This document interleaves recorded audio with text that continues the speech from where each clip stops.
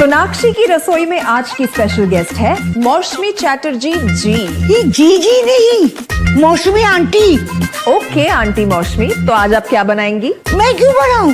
मैं तो गेस्ट हूँ, आप बनाओ हम खाएंगे। एक्टिंग में तो हिट हो, अब खाना बनाओ सुपर हिट। ठाट से बनाऊंगी खाना, है ना द बेस्ट एवरीडे मसाला।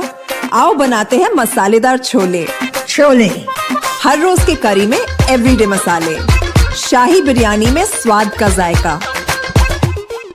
পটল পোস্ত আর সর্ষে ইলিশ ভাপা।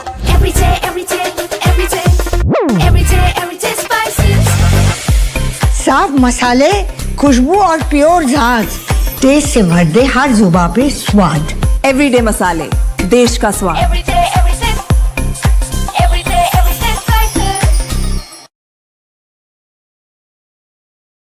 नमस्कार, अजय एस्ट्रो मनी गुरु में आपका स्वागत है।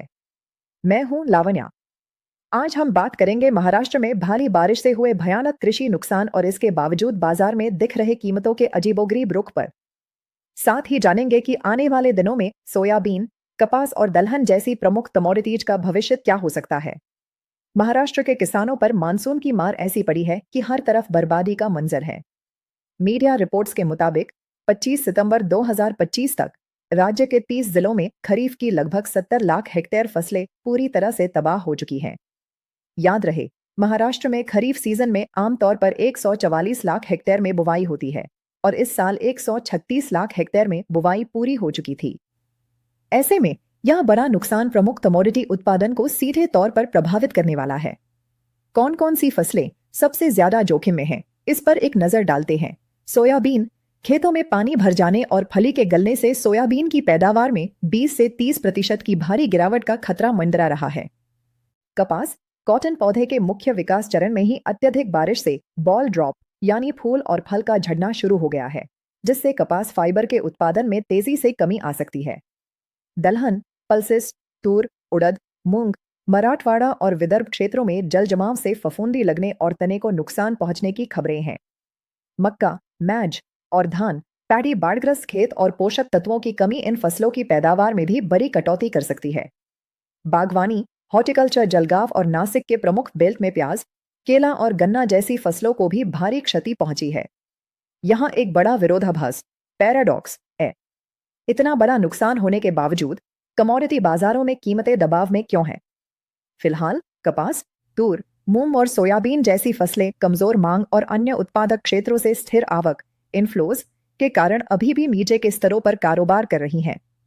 कीमतों को बड़ा सहारा तभी मिलेगा जब आने वाले हफ्तों में मंडियों में नई फसल की आवक में कमी आएगी। यह कमी जाहिर है फसल नुकसान का नतीजा होगी। इस नुकसान के व्यापक और दूरगामी प्रभाव क्या होंगे, इस पर ध्यान देना जरूरी है। खाद्य तेल आपूर्ति, सोयाबीन के कम उत्पादन से क्रशिंग के लिए उपलब्धता घटेगी, जिससे खाद्य तेलों की आपूर्ति टाइट हो सकती है। टेक्सटाइल उद्योग, कपास की कम आवक से जिनिंग इकाइयों और टेक्सटाइल मिलों को झटका लग सकता है। दलहन की कीमतें, सीजन के बाद में दालों की आपूर्ति भी सीमित हो सकती है।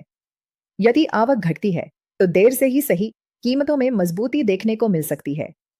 राज्य सरकार ने किसानों के लिए राहत पैकेज की घोषणा की है। हालांकि किसान संगठन फसलवार मुआवजे और खरीद समर्थन की मांग कर रहे हैं। विशेषज्ञों का कहना है कि हमें केवल तत्काल उत्पादन नुकसान पर ही नहीं बल्कि भविष्य पर भी ध्यान देना होगा। मिट्टी का कटाव, सॉइल इरोजन, गाद जमा होना, सिल्ट डिपॉजिट्स और सिंचाई प्रणालियों के क्षतिग्रस्त होने से आने वाली रबी की बुवाई और पैदावार भी प्रभावित हो सकती है। यह गिरावट एक अस्थायी चरण हो सकता है। बाजार पर हमारी अगली सटीक भविष्यवाणी के लिए अजय एस्ट्रो मनी गुरु के साथ बने रहें। कमोडिटी मार्केट के हर लेटेस्ट अपडेट और एडवांस एनालिसिस के लिए हमारे चैनल को सब्सक्राइब करें और बेल आइकॉन जरूर दबाएं। फिर मिलेंगे एक नए अपडेट के साथ। धन्यवाद।